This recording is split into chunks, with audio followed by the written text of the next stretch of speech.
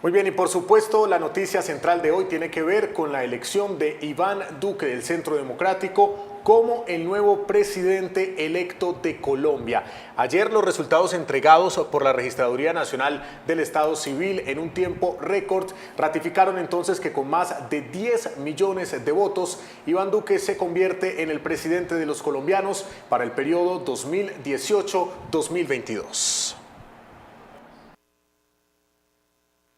Con un 53,98% de los votos, Iván Duque Márquez, candidato por el Centro Democrático, ganó las elecciones a la presidencia el pasado 17 de junio. Con más de 10 millones de votos, el colombiano lideró en 23 de los 32 departamentos de Colombia, siendo el departamento antioqueño uno de los más importantes para su campaña. Por otra parte, el candidato a la presidencia, Gustavo Petro, logró obtener un poco más de 8 millones de votos, el 41,81% de las elecciones, liderando en 9 departamentos del país. En esta ocasión, los colombianos que se inclinaron por elegir el voto en blanco fueron un poco más de 800.000 electores, un total del 4,20% de los colombianos.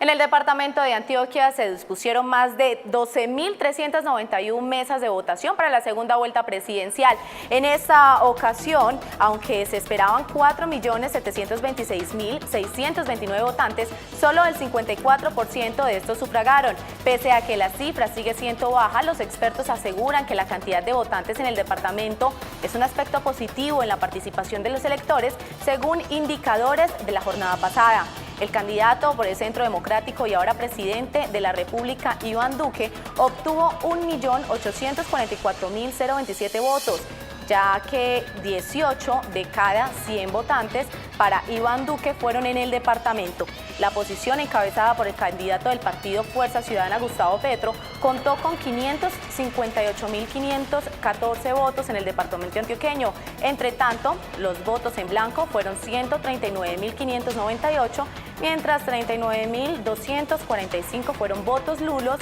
y 5.418 fueron votos no marcados.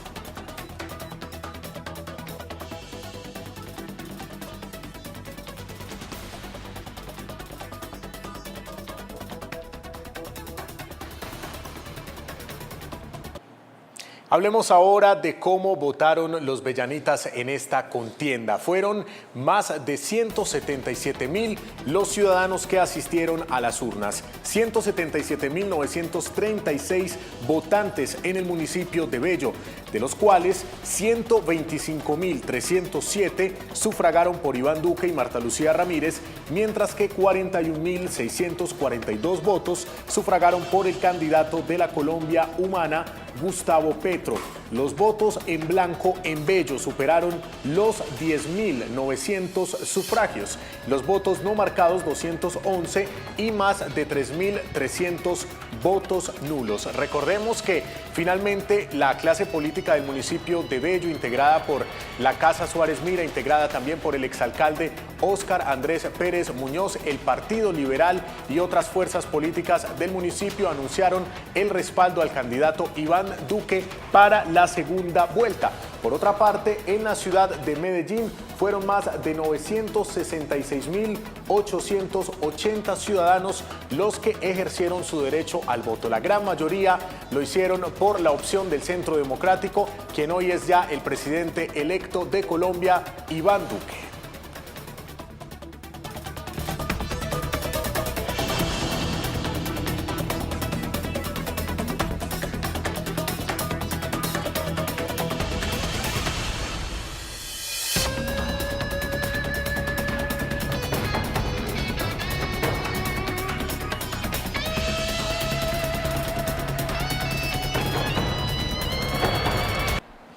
Muy bien, ahí estaba entonces cómo se comportaron los electores en el municipio de Bello y también en la ciudad de Medellín. En general en Antioquia y en la mayoría de departamentos de Colombia, Iván Duque fue el candidato ganador, el candidato preferido en este caso por los colombianos. Pero ahora, Paula, llega el momento entonces de analizar aquí en el estudio de TVN Noticias sobre cuáles son esos retos que se vienen para el nuevo presidente electo Iván Duque. Es por ello que tenemos aquí en estudio un analista político invitado invitado, él es Juan David García, gracias por acompañarnos e inicialmente le queremos preguntar, pues el discurso de Iván Duque ayer hizo mucho hincapié en unir al país. ¿Ustedes qué piensan de este discurso del presidente electo y por supuesto en ese reto de unir al país, cuáles son esas acciones que deberá priorizar Iván Duque? Bueno, muy buenas tardes, muchas gracias por invitarme al canal, es un placer estar aquí. Ante todo, yo creo que una cuestión fundamental que hay que resaltar del discurso de Iván Duque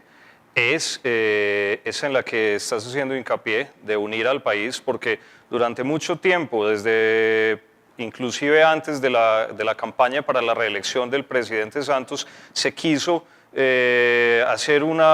crear una impresión de que el país estaba dividido en dos, entre enemigos y enemigos de la paz, entre enemigos y enemigos de una especie de cambio, pero en realidad la sociedad lo que ha hecho es manifestar una serie de preocupaciones que además ciertamente sí tenían unida a la ciudadanía, frente a las extraordinarias concesiones que mucha gente consideró que se estaban haciendo a la organización terrorista de las FARC, pero además también la desconfianza que fue propiciando el mismo gobierno nacional a través de una serie de medidas, como por ejemplo la reforma tributaria, luego también numerosos escándalos de corrupción, que obviamente lo que van a hacer es incrementar esa sensación de debilidad en el Estado por parte de la ciudadanía, pero también mayor desconfianza. Entonces, si hay divisiones o si hay desunión, ha sido precisamente por lo que ha pasado en los últimos 4 años desde la reelección del presidente Santos. Y en la actualidad lo que tenemos, se podría decir que es una especie de vuelta a un nuevo ambiente. Creo que tenemos un nuevo ambiente en el que se pueden replantear muchas cosas. Primero, como el propio presidente electo Iván Duque ha anunciado, replantear muchos puntos de los acuerdos con las FARC, acuerdos a los que se llegó finalmente en 2016 y que con el plebiscito, el resultado del plebiscito, muchísima gente rechazó, una mitad de la ciudadanía lo rechazó y la otra lo aprobó, pero ciertamente hay que replantear los puntos sobre participación política, los puntos sobre acuerdo de reforma rural integral, muchas reformas que los propios acuerdos promueven que son riesgosas para la estabilidad económica, social y política del país, pero también las reformas que ha anunciado que impulsará el presidente Iván Duque van en el sentido de recomponer un entorno propicio para la inversión, para, digamos que relanzar o reimpulsar las exportaciones, el crecimiento económico. Todos ellos indicadores que han estado muy lesionados, o podríamos decir también de capa caída en la actual situación del país. De manera que ese llamado yo creo que es a una ciudadanía que se siente afectada por todas esas cuestiones, por todos esos problemas y que finalmente le dio ayer el respaldo en las urnas. Aunque también hay que contar con que un gobierno tiene que ser para todos. El presidente gobierna tanto para quienes lo eligieron como para quienes no lo eligieron, de manera que esas medidas que se tomen en política económica, en política exterior inclusive, o en materia de seguridad, como también en asuntos de política social, los tienen que incluir a todos. Una reforma al sistema pensional que tiene que ver con la cuestión de las EPS, una reforma en muchos aspectos al sistema de justicia que sigue siendo ineficiente, débil, deficitario, como también lo que ya mencionamos, que es crucial, de los puntos más álgidos y más importantes de la implementación de los acuerdos con las FARC. Juan David, cuéntenos, muchas partes del país se encuentran divididas en estos dos sectores que se podría decir eran de extrema derecha y de extrema izquierda en estas elecciones. Muchos sienten que quien ganó no fue Duque, fue Uribe. Desde la parte, ustedes políticos, analistas, expertos en el tema, ¿cómo catalogan finalmente que sea el expresidente Uribe quien gobierne de una u otra manera, por llamarlo así, como lo han dicho algunos ciudadanos, el país hasta después de tantos años de haber estado gobernando? Bueno, creo que en primer lugar hay una cuestión en la que también hay que establecer pues mucha claridad. Creo que no hay en la vida real una oposición entre extrema derecha y extrema izquierda, partiendo del hecho de que estar en la extrema izquierda sería ser partidario de digamos, de una dictadura totalitaria como la que tuvo la Unión Soviética, como la que tiene actualmente Cuba o la que han estado profundizando en Venezuela. Pero también del lado de la extrema derecha, entonces estaríamos estigmatizando a líderes dentro del uribismo o inclusive en fuerzas como el Partido Conservador o Cambio Radical y sería equipararlas con, por ejemplo, las dictaduras militares que tuvo América Latina. Entonces yo creo que lo que ha habido no es una división entre extrema derecha o extrema izquierda, es decir, una oposición de extremos, sino más bien una, digamos, una decantación, eso sí, de ciudadanos y de líderes también hacia pero dentro de los cauces democráticos, dentro de la, digamos, el respeto a la democracia liberal, a los límites del Estado de Derecho, de manera que sí.